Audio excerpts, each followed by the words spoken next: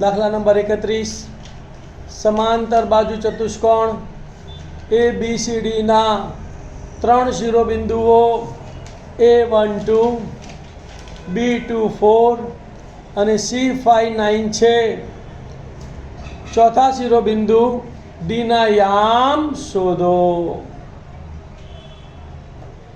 ધ્યાન આપજો ભાઈ, બોર્ડ ઉપર ધ્યાન આપજો. આપણે લાઈનસર ધારી લઈશું. પહેલા ધારો કે સમાંતર બાજુ ચતુષ્કોણ ABCD ના શિરોબિંદુઓ અનુક્રમે A12 આકૃતિમાં બતાવી દઈશું A12 B24 B24 C59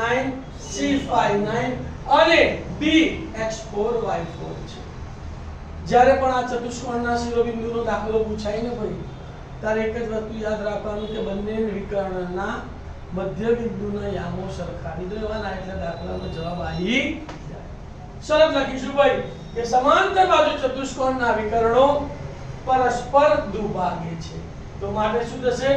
AC ના મધ્ય બિંદુના યામ વિકર્ણ AC ના મધ્ય બિંદુના યામ બરાબર વિકર્ણ BD ના મધ્ય બિંદુના યામ.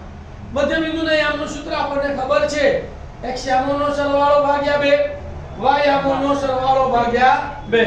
તો આને શું થશે બોલો? અહીંયા x પહેલા આપણે AC ના મધ્ય બિંદુના યામ લઈએ તો x યામોનો સરવાળો ભાગ્યા 2 તો 1 + 5 ભાગ્યા 2 x યામોનો સરવાળો, y યામોનો સરવાળો 2 + 9 ભાગ્યા 2 ભાગ્યા 2 બરાબર. હવે વિકર્ણ BD ના મધ્ય બિંદુના યામ x યામોનો સરવાળો 2 + x4 ભાગ્યા 2 x4 ભાગ્યા 2 y યામોનો સરવાળો ભાગ્યા 2 4 + y4 ભાગ્યા 2 4 + y4 ભાગ્યા 2. આ બંને કેવા છે? સરખા. બંને સરખા ક્યારે હોઈ શકે? તો કે બંનેનો x યામ અને y યામ સરખો હોય તો બંને સરખા કહેવાય. તો આપણે x યામને x યામ સાથે સરખાવીશું, y યામને y યામ સાથે સરખાવીશું. શોધવાના યામ આમાં છે તો આને આપણે પહેલા લખીશું. તો માટે શું લખીશું બોલો? 2 + x4 / 2 બરાબર 5 ને 1 6 ભાગ્યા 2 તથા 4 + y4 / 2 બરાબર